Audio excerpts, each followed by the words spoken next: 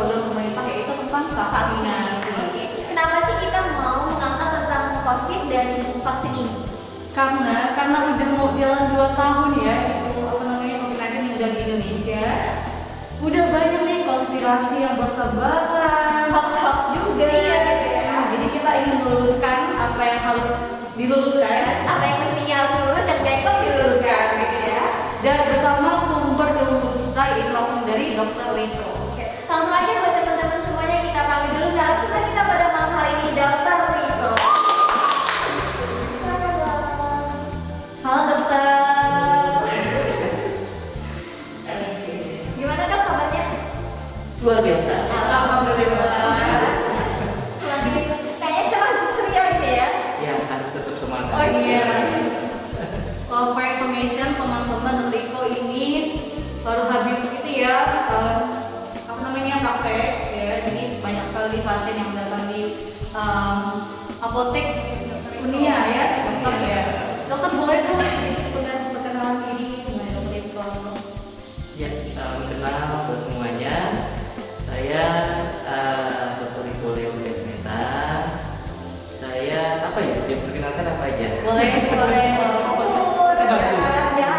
Oke, umur saya sudah 36 tahun. Masih muda. Teman-teman. Dan pekerjaan ya saya sebagai profesinya sebagai dokter. Lalu saya bekerja atau praktek di Apotek Unia Pelabuhan Teluk Batang di Kabupaten Kayu Utara. Iya. Lalu apa lagi? Dokter, boleh dong cerita-cerita sedikit mengenai pengalaman dokter selama menangani pasien yang sekarang ini di masa pandemi COVID. Kira-kira ada nggak sih pengalaman yang senangnya, yang dukanya? Ada banyak sedihnya atau banyak dukanya dok? Ya. Selama pandemi ini. Sebenarnya kalau dibilang senengnya dukanya lebih seringnya deg-degan. Oh iya, Karena penyakit ini kan suatu penyakit yang baru ya, bukan suatu yang sering atau pernah kita pelajari dulu. Tetapi ini penyakit yang baru di mana terjadinya bukan hanya di satu tempat, tetapi terjadi di seluruh dunia. Dan ini proses penyebarannya juga cepat, sehingga kami sebagai dokter juga harus mengikuti setiap guideline, setiap penelitian yang dilakukan dan setiap referensi, salah satunya dari WHO, dari Badan Kesehatan Dunia dan dari Kementerian Kesehatan. Dan ini yang kita harus sama-sama dari teman-teman dokter semuanya juga kita mengikuti, sehingga kita juga mendapatkan hasil yang terbaik, yaitu keselamatan dan kesehatan dan kesembuhan dari para pasien. Ternyata kan kita tadi juga udah bahas sedikit banyak tentang pandemi ini ya dok ya. Dan di masa sekarang ini kan kita tahu nih bahwa COVID sedang marak-maraknya. Mungkin bisa diluruskan sama teman-teman di sana bagaimana tentang apa sih sebenarnya COVID-19 itu apa dan dari mana gitu dok. Soalnya banyak banget yang kayak simpang siur nih gitu dok. Jadi mungkin bisa diluruskan nih Ya. untuk sebenarnya. Nah, mungkin kita dari namanya ya. Iya. Namanya itu kan penyakit yang namanya COVID-19, yaitu Coronavirus Disease 19. 19 itu bukannya berarti ada 17, 18, 19. Bukan, itu 17 namanya. Jadi 19 itu maksudnya ditemukan waktu itu di tahun 2019, yaitu di Wuhan pertama kali. Nah, setelah itu menyebar dengan cepat. Kenapa dengan cepat? Karena mungkin pertanyaan berikutnya ya, yaitu gimana cara penularannya kok bisa cepat sekali menyebarnya, yaitu melalui seperti begini. Saya misalkan saya sakit COVID, lalu dari mulut atau hidung saya ini penyebarannya melalui dari satu bernafas. Kedua, saya misalkan berbicara, lalu misalkan saya suka nyanyi nih, nah saya bisa menyebarkan lewat nyanyi gitu. Lalu saya juga misalkan batuk, nah itu yang paling sering. Nah itu cara penularannya, sehingga dia di udara atau termungkin droplet atau cairan partikel kecil. Nah lalu dokter, kalau misalkan kan yang pakai masker kan cuma yang sakit aja, kenapa yang nggak sakit juga bisa pakai masker? Karena misalkan saya sakit lalu saya batuk, nah dropletnya itu misalkan ada di tempat di mana permukaan misalnya tempat duduk ini. Lalu misalkan Penny ya, Iya. Penny misalkan megang bangku ini. Nah, lalu habis itu nanti pegang ke mata, pegang ke hidung, pegang ke mulut. Nah, lap-lap nanti itu bisa terkontaminasi atau tertular. Nah, makanya kalau COVID, pengertian COVID-19 ini adalah penyakit menular. Jadi kita garis bawah ini penyakit menular yang penyebabnya adalah dari SARS-CoV-2. Nah, SARS-CoV-2. Jadi berarti ada SARS-CoV-1 ada. SARS-CoV-1 itu yang dulu itu di Timur Tengah, Middle East. Jadi ada Asperger syndrome itu waktu itu terjadi di sana. Nah, ini yang kedua. Nah, paling seperti itu cara penularannya dan pengertian dari COVID. Iya, Alda juga pernah nih ngeliat di berita bahwa di satu restoran itu ada beberapa meja. Jadi meja 1, 2, 3, 4 gitu. Jadi Iya. saat meja 1 itu ada satu pasien COVID rupanya. Iya. Nah, mereka itu makan. Jadi otomatis ya pasti buka masker ya. Dan nggak tahu ya. Dan nggak tahu rupanya itu OTG. Iya. Orang yang tanpa gejala. Gejala. Nah, rupanya setelah ada beberapa minggu, rupanya hampir semua di situ terkena COVID. Nah, kita itu ya itu mengapa kita memang harus selalu jaga diri ya. Kita nggak tahu siapa yang OTG, siapa yang apa. Dan itu juga penyakit ini lebih mudah menyebar di dalam ruangan, Iya, betul. bukan di luar ruangan. Dan dia misalkan yang tadi seperti yang tadi saya bilang droplet atau partikel cairan yang kecil itu bila dia ada di sebuah permukaan apapun, misalkan di bangku, meja, itu masih sekitar 6 jam dia masih bisa mengkontaminasi kita, bisa menularkan kepada kita. Nah, jadi mungkin itu yang kita jaga. Salah satunya yaitu kalau sekarang kan 5M ya, Iya. yaitu salah satunya dengan memakai masker, lalu mencuci tangan. Kenapa mencuci tangan? Kita nggak tahu kita pegang apa. Nah, jadi seperti itu. Lalu kita menghindari kerumunan, menjaga jarak 1M. Seperti ini 1M ya, Iya. sudah cukup ya. Nggak boleh deket-deket Nggak ya. boleh deket-deket. Mengurangi mobilisasi artinya bukan main mobil-mobilan. Iya. Pergerakannya gitu ya. Pergerakannya artinya biasanya misalkan naik pesawat atau bepergian, nah ini kita mengurangi. Karena kenapa? Kita nggak tahu di tempat lain kita akan bertemu orang yang tadi Alda bilang orang tanpa gejala kayak gitu. Nah, kita nggak tahu. Nah, memang salah satu yang tanpa gejala itu yang seharusnya yaitu kita periksa ke fasilitas kesehatan terdekat atau ke dokter yang terdekat, sehingga kita bisa membuktikan apakah saya ini sakit ke arahnya COVID atau bukan. Nah, di sana akan dilakukan pemeriksaan. Intinya segeralah laporkan diri kalian ke dokter tenaga kesehatan yang ada di daerah Anda. Dan yang paling penting kita nerapin yang 5M itu tadi ya dokter ya. Paling penting apa sehari-hari itu masker jangan lupa ya teman-teman, terus jaga jarak juga, terus jangan lupa kita kan biasanya kan kalau habis kemana-mana lapar langsung makan aja gitu ya. Lupa nih sama cuci tangan ya kalau ada ya juga mobilisasinya juga kalau nggak penting-penting amat ya udahlah nggak usah kemana-mana di rumah aja Pak, bisa quality time sama keluarga atau bisa Bahkan hobi-hobi iya mereka. banget gitu kan. Jadi 5M-nya harus diterapkan nih teman-teman semuanya. Berarti sama juga yang pacaran jangan dulu. Oh iya, tolong ya. LDR dulu setelah waktu. Kan sekarang ada video Iya, call. video tapi Dulu saya sama istri saya belum ada video call. Jadi zamannya video call gitu ya. sudah lebih mudah ada teknologi. Lalu ada dokter ya. Dokter, ini kan udah jalan mau 2 tahun. Kemarin sempat dirayain anniversary pertama COVID. Covid aja ada anniversary-nya. Iya. Tapi jangan sampai ada second anniversary, third anniversary atau everlasting COVID di dunia ini. Jangan. Nah, dari jalan 2 tahun ini sudah ada beberapa jenis COVID yang ada di dunia. Iya, iya. Ya, dan juga sudah ada masuk ke Indonesia. Iya. Dokter, kira-kira apa aja sih jenis-jenisnya itu dan apakah gejalanya berbeda-beda? Oke. Secara umum gejalanya hampir sama, yaitu dengan saluran pernapasan, yaitu biasa ada batuk, bisa batuk kering atau dahak, lalu juga ada demam. Lalu itu yang paling sering. Nah, tetapi yang untuk yang sekarang terjadi pergeseran.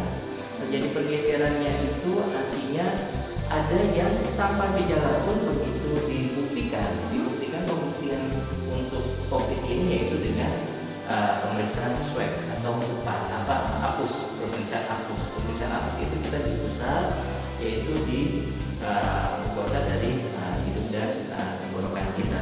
Nah, nanti akan dibuktikan oke ini positif COVID atau tidak. Nah, lalu untuk yang tadi variannya sampai saat ini berdasarkan penelitian ini sudah didapatkan sekitar kurang lebih ada 6 varian dari COVID-19.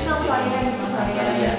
Jadi kalau kita bisa, tapi varian ini berdasarkan ditemukannya di mana. Seperti contoh ada COVID-19 yang varian yang alpha, ada yang beta, ada yang gamma, ada yang delta, ada yang lambda, ada juga yang alpha. Jadi udah ada, nggak mungkin nanti ada lagi. Kenapa? Karena penyakit COVID ini, virus ini dia gampang sekali bermutasi. Bermutasi itu artinya dia menyesuaikan diri. Nah, misalkan di satu tempat atau lebih dengan di satu daerah dengan beberapa orang yang tertularnya itu dia bermutasi. Jadi pada intinya kita tetap harus menjaga yang namanya 5M. Jadi 5M, selain 5M kan kita juga harus yang keenam makan makanan yang bergizi. Lalu juga yang ketujuh kita juga harus tetap menjaga iman kita dengan kita taulah, dengan kita berdoa. Nah itu sehingga kita berpikiran positif tentang hoax kan banyak tuh hoax.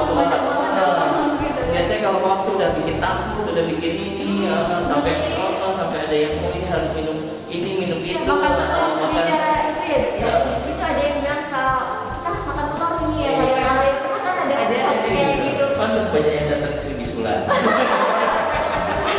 Terus yang tadi datang sini juga sakit mah. Kenapa? Iya, karena minum kunyit, minum ini, minum itu. Ramuan kebanyakan. Ternyata itu hoax dan ingat. Sekarang kita di Kementerian Kesehatan nanti tinggal klik aja di Google. Itu kita bisa menyaring, kita bisa melaporkan. Oh ini berita hoax atau enggak? Itu ada di websitenya dari Kementerian Kesehatan. Sering-sering baca informasi yang ada. Kalau misalkan ada WA datang, oh ini harus gini harus gitu, itu langsung coba ditanyakan langsung ke Kementerian Kesehatan. Ada websitenya. Nah, penasaran nih dok ya. Kayak kemarin itu ada teman itu dia udah positif nih, tapi berselang 2 bulan kemudian dia positif lagi. Itu akan mungkin terjadi kan positif 2 kali atau gimana? Jadi ceritanya gini. Ini seperti yang tadi di awal ya, penyakit COVID ini adalah penyakit menular, penyakit yang bisa terjadi lagi kalau kita tidak menjaga. Jadi artinya, saya punya teman juga nih, dokter juga di YouTube juga ada juga sampai yang spesialis juga ada yang pernah sampai 2-3 kali karena memang mereka bersentuhan langsung. Karena kami kan ini tenaga kesehatan bersentuhan langsung dengan pasien-pasien yang kita nggak tahu nih awalnya kita periksa ini positif atau enggak kita belum tahu. Sebenarnya juga kadang nggak ngaku ya dok. Iya, seperti itu. Lalu pas kita periksa, oh ternyata positif baru. Ini kawan saya juga ada yang kena 2 kali, bahkan yang terakhir yang kena yang kedua kali seperti yang tadi Feni kasih tahu baru berselang 2 bulan bisa terjadi. Karena kenapa? Karena penyakit ini tergantung dari imunitas kita juga, lalu kita sering terpapar atau kita sering bertemu, misalkan kayak tadi ketemu sama pasien, nah itu bisa juga kena. Dan teman saya ini kenanya justru lebih hebat, sampai bukan hanya batuk pilek, diarenya ini sampai 2-3 hari kalau nggak salah. Jadi memang untuk kejadian terkena COVID yang kedua kali itu lebih dahsyat lah kayak gitu. Jadi mohon kita tetap menjaga, bukan berarti kena kedua kali ini tidak menjaga, tidak, cuman kita tetap harus waspada. Jadi 5M itu penting. Betul sekali. Nanti mungkin ya next ya. Iya. Lanjut aja dong kita. Ya Mas, apakah sudah vaksin semuanya? Ngomong-ngomongin vaksin kayaknya banyak banget. Atau vaksin atau takut, ada yang bilang apa ya, takut dari suntiknya, atau bahkan ada yang bilang banyak ya kita nggak bisa memaksa orang, nggak memaksa sensi orang, kan vaksin juga beda-beda gitu ya. Dan begitu mungkin boleh dong share ke teman-teman semuanya, kita garis bawah bersama gitu, biar persepsinya sama vaksin itu apa sih dok sebenarnya? Vaksin kita mulai dari vaksin Oke, ya. Iya. Vaksin itu adalah sebuah apa ya, produk biologis yang berupa antigen. Jadi antigen itu dari luar kita, lalu kalau itu dari mikroorganisme atau dari virus atau bakteri, itu bisa aja yang dilemahkan atau yang dimatikan atau dari bagiannya, dari partnya. Misalkan dari bagian kecil apanya, dari proteinnya, atau kita bilang dari mRNA-nya, atau dari yang satu terkecilnya itu apa, dilakukan penelitian lalu dimasukkan ke dalam tubuh kita, lalu nanti akan begitu masuk dalam tubuh kita itu akan menjadi antibodi. Nah, jadi antibodi artinya kekebalan. Nah, kekebalan itu jadi artinya apa? Setiap kalau yang di dalam itu sekalinya, oh iya ini kita harus membentuk kekebalan di dalam tubuh kita. Jadi paling seperti itu. Itu yang namanya vaksin. Nah, yaitu kalau garis kalau dari ininya yang simpelnya yaitu adalah virus yang dilemahkan. Kalau untuk sekarang kita ngomongin COVID Iya, ya. Seperti itu. Nah, dokter, kakak ini udah vaksin belum? Udah dong, apa di mana? Kalau saya di Singkedana waktu itu ada vaksin gratis. Jadi ada Bupati. Emang masih gratis sampai sekarang. Iya. Kenapa masih gratis ya? Next ya, tapi ya harus ikut. Nah, ini dok, waktu divaksin itu saya pribadi ya merasakan kok pegal, nah itu. Terus ada lagi teman-teman ada yang sampai apa namanya demam, ada yang sampai apa lagi ya? Mungkin ada juga yang bilang, ih aku kena COVID karena vaksin. Ada juga Ada yang bilang ya, ada juga kan. Nah itu dokter. Terus menurut dokter tuh apa sih gejala-gejala yang ditimbulkan oleh vaksin setelah vaksin itu? Ya. Setelah itu misalnya ini sebelum vaksin apa sih yang harus kita lakukan? Persiapan. Dan persiapannya misalnya yang pertama kita takut kenapa sih kita harus mantapkan hati untuk vaksin? Iya. Setelah itu apa lagi sih kira-kiranya agar kita tuh sampai bisa apa ya? Berani juga juga untuk vaksin ya. Kalau pertanyaannya apa saja setelah vaksin, setelah kita divaksin. Nah, di dalam waktu kalian ingat nggak waktu pas habis divaksin kan ada meja-meja tuh. Iya, iya. Meja pertama bagian apa? Iya. Bagian kedua deteksi, diperiksa dulu. Bagian ketiga baru disuntik. Disuntik. Keempat baru apa namanya, disuruh nunggu kan? Iya, iya, Disuruh iya. nunggu berapa menit? Ingat nggak? 15 menit. betul. Iya. Nah, 15 menit. Nah, disitulah itu yang namanya kita memantau itu apakah terjadi yang namanya kejadian ikutan pasca imunisasi atau pasca vaksin. Oke. Nah, itu dipantau tuh. Nah, berdasarkan pengalaman saya juga divaksin ini udah yang Dokter udah berapa kali? udah Oh, 3 kali iya. karena Kita udah booster ya? Kita. booster yang terakhir.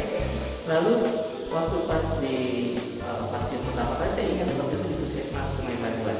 Saya divaksin waktu itu kalau nggak salah sama dokter Sulas sama dokter Diri.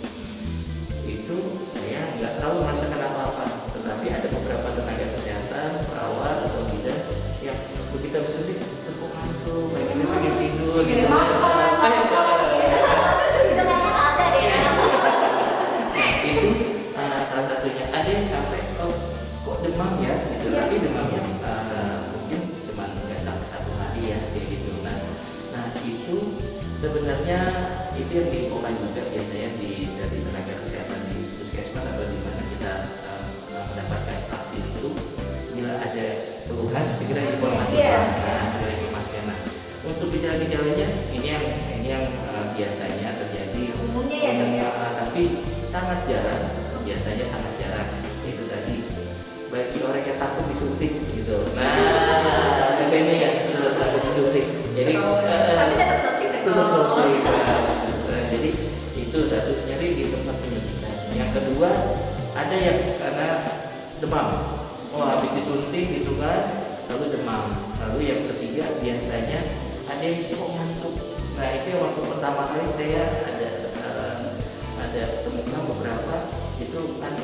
Jadi habis suntik, kok capek ya, kok kayak lemas ya, kayak kantuk gitu kan. Nah itu yang beberapa terjadi. Tetapi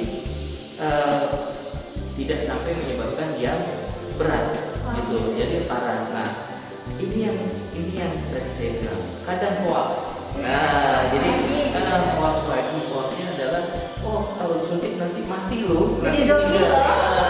jadi tiba-tiba gitu. Kalau ada info seperti itu kita cari tahu infonya betul atau enggak. Salah satunya adalah yang tadi berasal dari Kementerian Kesehatan, karena setiap apa yang program vaksinasi ini semuanya tercatat, berapa jumlahnya yang sudah divaksin, sudah 1-2 kalinya sudah siapa aja, kayak gitu. Itu datanya ada semua, dan itu semua masuk dalam database atau dalam komputer di Kementerian Kesehatan. Dok, nyambung lagi dari tadi ya, Dok, ya. Ini nggak tahu sih normal apa enggak, tapi setelah vaksin ya, Dok, ya, itu nggak ngerasain kayak ngantuk, enggak sakit, pegal sih wajar ya. Maksudnya selama 15 menit kan katanya tunggu dulu ya, Dek, sambil minum obat ini terus hilang gitu ya. Yang hilang terus nggak ada demam dan nggak ada kayak nggak ada gejala sama sekali. Awal juga. Iya, kayak nggak ada gejala ya. Sedangkan ada temen dia itu sampai kayak alergi, matanya bongkak merah, dan itu berlangsung kurang lebih hampir 3-4 hari. Nah, jadi yang membuat beda itu apakah daya tahan tubuh atau apa, Dok? Kita sama-sama nih vaksinnya sama, vaksinnya sama kok kena efeknya beda. Beda ya. Oke. Nah, kalau sampai menimbulkan ruam atau gatal-gatal, sampai bengkak, sampai susah bernapas, itu bisa saja kita kategorikan di dalam namanya shock anafilaktik. Atau kita bilangnya ini ada sesuatu gitu. Nah, tetapi kalau waktu itu sebenarnya harus segera lapor. Nah, karena kita sudah dipersiapkan, yaitu untuk tim vaksinator ini sudah dipersiapkan. Oke, kalau ada kejadian sampai terjadi yang namanya shock anafilaktik, ini segera penanganannya sudah ada, protokolnya semua sudah ada. Jadi sebenarnya waktu itu ini harus bilang, ini ya langsung ayo ke puskesmas, ayo ke rumah sakit. Jadi itu kita bisa kategorikan yang namanya terjadinya shock anafilaktik. Nah, teman-teman di rumah gimana nih? Habis vaksin apakah ngerasain gejala-gejala ngantuk, lapar, atau kena malah rindu? Jangan dong. Bahaya kalau rindu itu pasti nggak bisa ditahan kayaknya. Rindu itu gimana dong kalau rindu? Aduh. Bahaya kalau masalah rindu. Jangan rindu, itu berat aja. Cukup bilang aja kayaknya ya. Lanjut kami ini. Oke, Dok. Kan tadi kita juga udah bahas apa-apa aja efeknya. Terus nih ya, kan sekarang Dokter juga udah 3 kali vaksin. Iya. Nah, dengan ini juga 2, Kak Alda juga, dan teman-teman mungkin di rumah juga udah ada yang vaksin dan belum ada yang vaksin juga nih kayaknya. Nah, ini kan variannya kan ada yang berbeda-beda, Dok. Iya. Kayak ini kan Sinovac nih yang pertama, terus yang kedua kan beda lagi.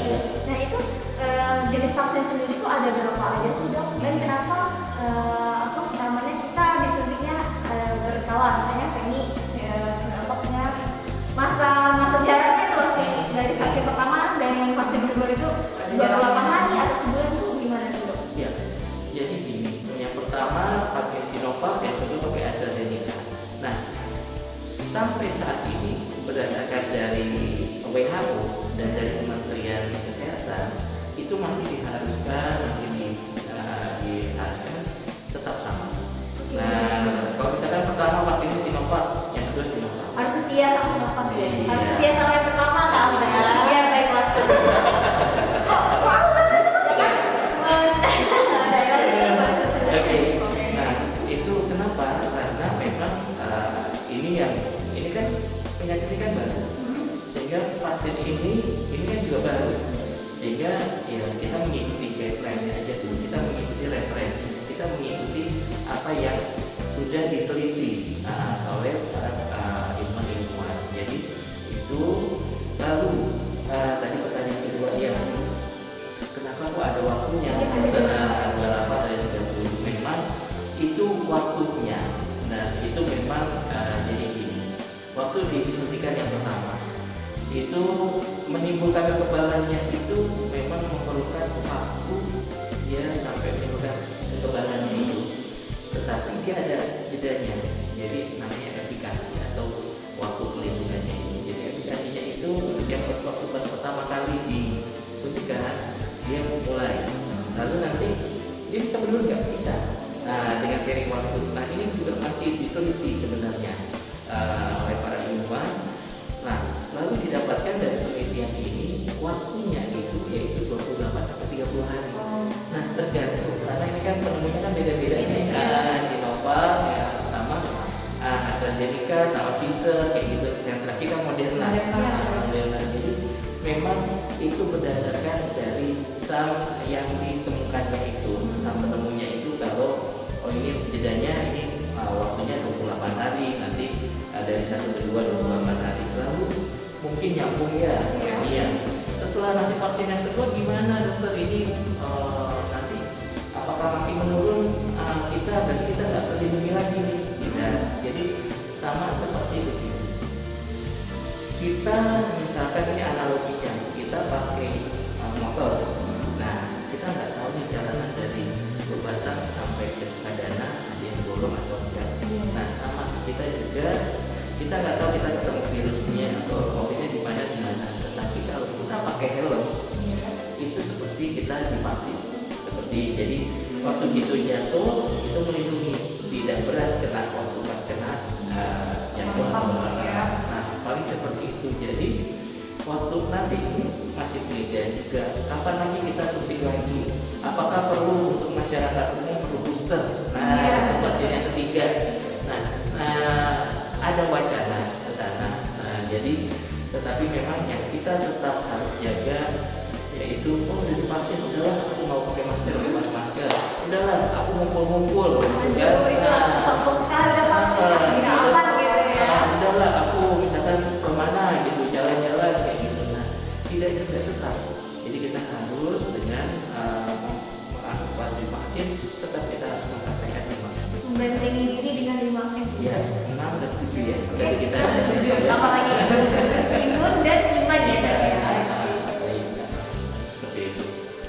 Jadi juga udah dibahas tentang ada jenisnya juga vaksinnya, jenis vaksinnya dan lain sebagainya juga. Nah dok, ini kalau misalnya ya dok, ada hoax juga yang beredar habis vaksin, kenapa sih kok makin tambah sakit, badan kok lebih mudah demam gitu. Ini Teddy dapatnya bukan dari orang lain, dari orang sekitar juga gitu kan. Bahkan ada yang bilang habis vaksin malah sakitnya lebih parah gitu. Misalnya awalnya dia batuk gitu, setelah vaksin mau batuknya 40 hari atau batuk kering. Nah itu gimana sih dok menjawab pertanyaan kita dari teman-teman semua? Ada juga nih yang ngerasain karena kemarin dok ya, ini di kampung ini itu kan pada divaksin. Nah itu ada yang ngomong setelah vaksin malah ada sakitnya makin parah dan lain sebagainya. Mungkin kalimatnya adalah gini, sebelum kita divaksin kita mempersiapkan diri. Mempersiapkan diri yaitu kalau bisa kita dalam arti tidak sedang sakit, tidak sedang batuk, pilek, demam atau sakit yang lain. Lalu juga kalau sakit hati boleh itu ngomong siapa nama boleh kan? Nah itu lalu setelah vaksin kenapa kok timbul seperti itu? Nah oleh sebab itu yang tadi kembali lagi yaitu kita ada namanya kejadian kita pasca imunisasi atau pasca vaksin. Jadi kalau ada buat seperti itu langsung lapor ke kakak, lapor ke fasilitas kesehatan terdekat. Karena kenapa dia dilakukan pemeriksaan lebih lanjut, apakah ini benar karena dari vaksinnya atau memang ada penyakit yang lain. Nah jadi penyakit lain banyak juga, misalkan apakah ada sakit dari saluran pernapasan. Nah itu juga nanti kan bisa dicek seperti itu. Nah oleh sebab itu perlunya kita untuk sering untuk berkonsultasi seperti itu. Dan dokter, ini ada satu kasus lagi nih yang baru ya. Jadi ada kejadian di mana teman kita yang mau berangkat ke Turki, ke luar negeri nih, tapi di Turki itu tidak menerima vaksin A, ya kan? Jadi harus pakai vaksin yang B. Dokter, apakah boleh kita pakai vaksin yang berbeda?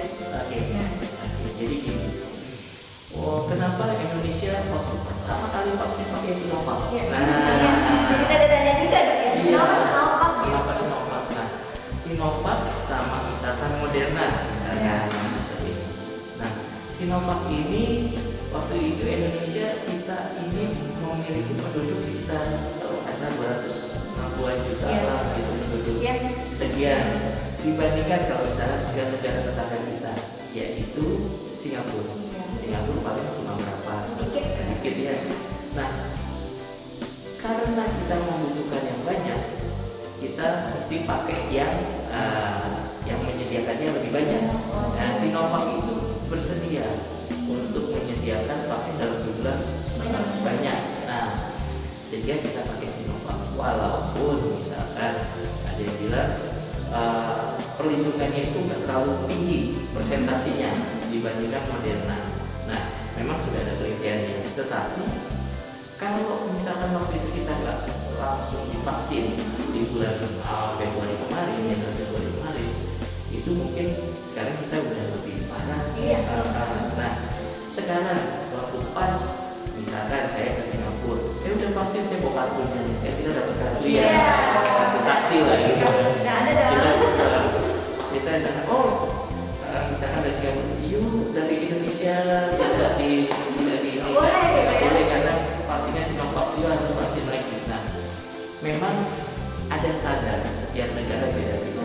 Nah, oleh sebab itu misalkan kayak tadi temannya Alda ngomong ke Turki, di Turki itu nggak pernah tuh Sinovac gitu kan, mereka tanya Moderna atau yang lain AstraZeneca, karena AstraZeneca kan kalau nggak salah itu dari Inggris ya, jadi tidak diakui. Nah, sebenarnya itu kebijakan dari negara masing-masing. Jadi paling seperti itu kalau Indonesia, karena yang setahu saya karena kita banyak jumlah penduduknya, sehingga yang bisa untuk menyediakan yaitu dari Sinovac paling seperti itu. Berarti aman lah ya. Sebenarnya aman. Yang pasti kalau misalkan menyangkut pertanyaan ada yang tadi dokter berarti harus divaksin lagi dong. Nah, sebenarnya tidak masalah kayak gitu, karena memang tingkat efikasinya, tingkat penyembuhannya lebih tinggi. Nah, mungkin itu sedikit lah ya bincang-bincang kita banyak pokoknya. Banyak lah. Tapi tidak terasa udah sampai setengah jam. Karena asik banget ngobrol sama dokter Riko setengah jam terasa baru 10 menit gitu ya kalau Rasa pengen lagi nih kemudian baru Nama SKS ya gitu. Ayo, Dan kita juga dapat informasi-informasi baru dan mungkin teman-teman di rumah juga pasti dapat informasi-informasi baru dong Iya. tentunya. Dan mungkin kita langsung proses statement nih dari dokter Riko untuk teman-teman di rumah semuanya yang menyaksikan podcast kita. Kita Riko punya pesan-pesan untuk masyarakat kayak utama. Ya, nanti pesan dari saya, penyakit COVID ini memang penyakit yang baru dan penyakit ini sangat menular. Karena sangat menular, kita harus tetap waspada. Dan tetap waspada kita tetap melakukan 5M. 5M itu apa aja? Memakai masker, lalu mencuci tangan, menjaga jarak 1 meter, lalu mengurangi mobilitas, lalu juga satu lagi menjauhi atau menghindari kerumunan. Nah, itu yang harus kita jaga. Selain itu juga kita harus menjaga nutrisi kita dengan makan makanan yang bergizi. Lalu juga kita juga menjaga iman kita, yaitu iman kita tetap untuk mendekatkan diri sama Tuhan. Jadi dengan sholatnya, dengan kita berdoanya, kita tetap sehingga kita bisa berpikiran yang positif. Lalu juga kita juga jangan lupa untuk vaksin. Nah, karena kenapa vaksin itu melindungi? Jangan takut, jangan termakan hoax. Jadi kalau ada misalkan ada berita yang kayaknya meresahkan, tanyakan langsung, konsultasikan langsung kepada kami, ke dokter atau tenaga-tenaga kesehatan yang memang qualified, yang memang bisa dipertanggungjawabkan. Sehingga kalau untuk kita di Kayo ini di setiap puskesmas sudah ada dokternya, jadi tanyakan langsung. Jadi seperti itu, sama seperti begini. Kalau motor kita rusak, kita bawanya ke bengkel. Lalu orang bengkelnya, kita ada montirnya bilang oh ini kan ini. Nah, kita lakukan seperti atau kita mempercayai seperti apa yang dibilang sama montirnya. Nah, jadi sama. Karena kenapa? Karena kita harus bekerja sama. Tidak bisa cuma satu orang, tapi kita harus bersama-sama untuk memutus rantai dari penyakit COVID ini.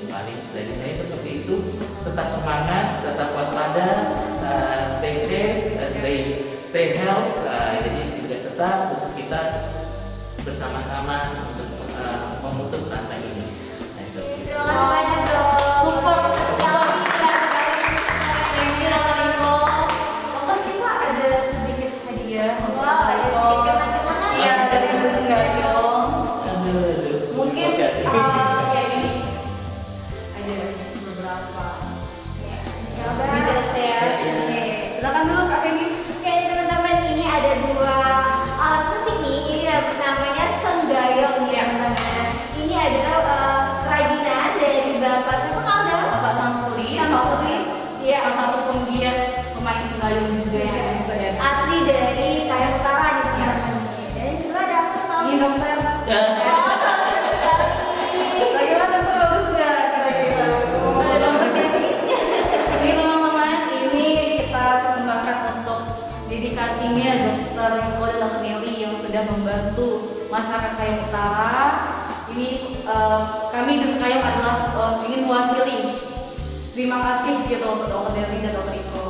Ini ada juga Kata-katanya tuh apa? kata-katanya kalimat apa ya kalimat apa ya? Mutiara. Mutiara ya. A single act of kindness throws out roots in all directions and there is spring up and make new trees. Itu dari Analia Earthhead. Itu artinya adalah satu single kebaikan itu akan selalu menumbuhkan kebaikan-kebaikan lainnya. Itu yang kami yang dicerminkan langsung oleh Dr. Riko dan Dr. Nelly. Ini dokter, semoga suka. Ini dulu nggak ini pada. Oke dokter Ya, diterima. sebenarnya terima kasih ya. Iya. Ini kemarin waktu diundang, Iya. waktu itu Ali yang bilang saya tetap menjadi apa namanya narasumber kami dari Sekayong. Saya nyari tahu loh, saya kepo. Sekayong itu apa? Oke. Begitu saya cari Sekayong, kok keluarnya ini Musik ya? musik gitu kan. Terus mereka bunyiin ya Iya. acara ini. Terus juga ternyata dulu tahun 2018 ya ada festivalnya di pendopo Bupati kita di Iya. Kayong. Jadi saya bilang oke, nanti mungkin saya bisa buat lagu dari ini. Terima kasih juga buat teman-teman semuanya. Dokter Riko ini sangat senang sekali sama dunia musik nih teman-teman. Dulunya anaknya. Anak beda, keren nggak sih? Bukan, hobinya tuh dokter, Oh, profesinya pemusik. Kemarin kan dok, kayaknya belum move on nih dari dunia permusikan gitu ya. Thank you ya. Ya. Terima kasih. Itulah teman-teman video podcast yang diselenggarakan langsung oleh Senggayong bersama Dokter Riko. Jangan lupa untuk like, comment, subscribe, dan juga share lah link ini dan video ini ke masyarakat Kayak Utara. Dan jangan lupa teman-teman semuanya tunggu lagi podcast kita selanjutnya, tentunya dengan pembahasan-pembahasan yang seru-seru juga nih. Oke. Iya, bersama saya Alda Sari Dewi Dan saya Fenya dan juga Saya dokter Riko. iya. Sampai jumpa